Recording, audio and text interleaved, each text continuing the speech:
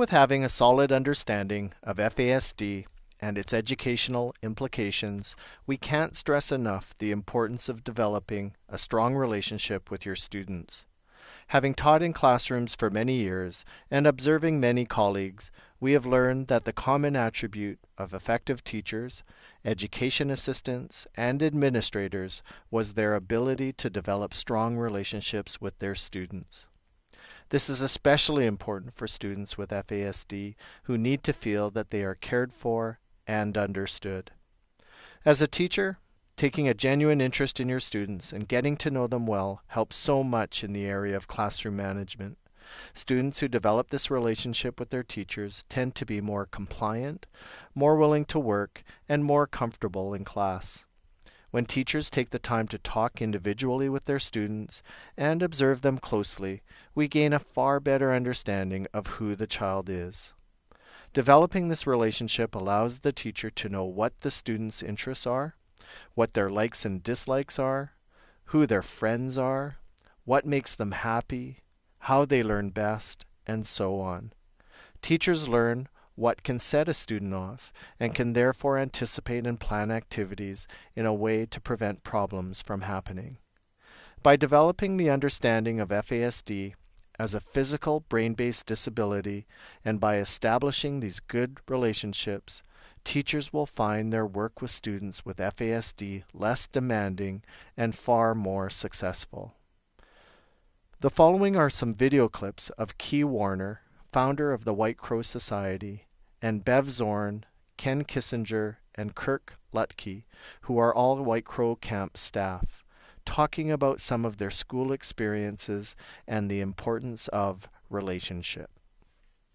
The other thing that was really gratifying for me to hear this morning was starting out with the words respect and relationship, because that's exactly what we all have to bring when we're working with everybody, and especially with people with fetal alcohol.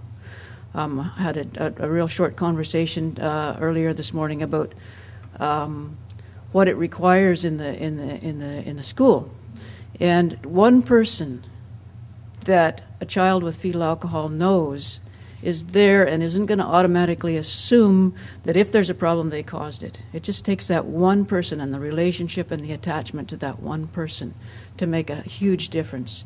And so I know that when you go back out into your districts, that is the kind of thing that you'll be able to put into place.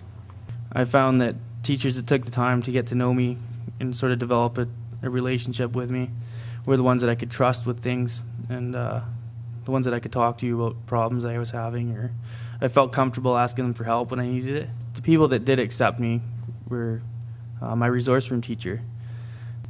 She sort of took me under her wing, just to say, and she sort of was my advocate.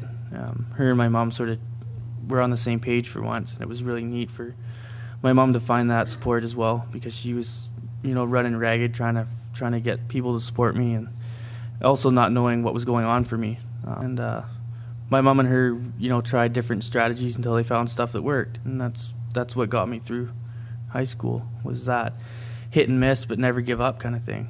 Something's got to work. We got to keep trying. We got to do this differently. It's just so important to continue trying until something does work, and there is stuff that works. I think what stands out strongest for me is building that relationship.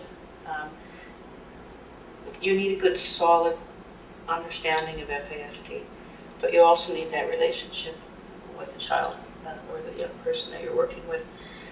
Because thinking within my own family, it was one of the pitfalls for Kel was that Chris, there was like a template made for Chris, and then the following year that template would be put on Kel. And because Kel couldn't work within those same boundaries as what Chris did, couldn't work with that same template, well then Kel was just lazy. Kel didn't want to learn. Well, yeah. So Yeah. for me, building that relationship is so important, and understanding that Kelly learns differently than Lance does. Lance learns differently than what Kirk does. I learn differently than what you do. Everybody learns differently, and without having that relationship in there, I don't think it's possible to work truly working with this child? Except for the things I was interested in. And the professionalism, I guess, of the teachers, not putting themselves at me like a professional, but sort of as a friend. You know, I'd take in more from somebody I wanted to listen to more than I wanted to ignore. Yeah. And that was more most of the time than anything else, just because of the physical abuse that I had taken in the past. Trusting any kind of an adult was just not going to happen. So if they're more of a friend to me and I sense some way of being able to trust them, then I'd take in the class better. My guys went to a school that was largely paradise for kids with fetal alcohol for their first 7 years. Not that there weren't difficulties, but in terms of other stories that I hear, they were so well supported. So when he hit grade 5, he'd never been able to take part in a Christmas concert because the rehearsals were in another building, and it was chaotic. It was a community building, and there were things all over the place.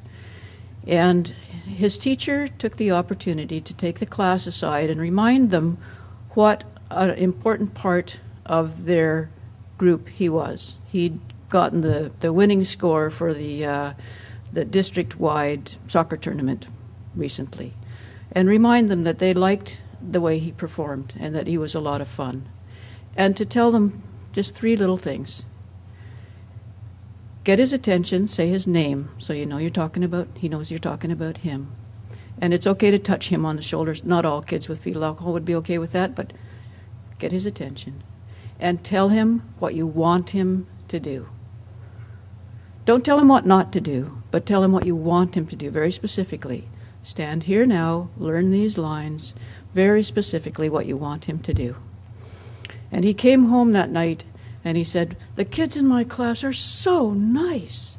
And he still has friends from that situation, from the teacher building that peer relationship around him. And it just took that little tiny bit. It doesn't take huge interventions. It takes that respectful relationship of wanting to do it.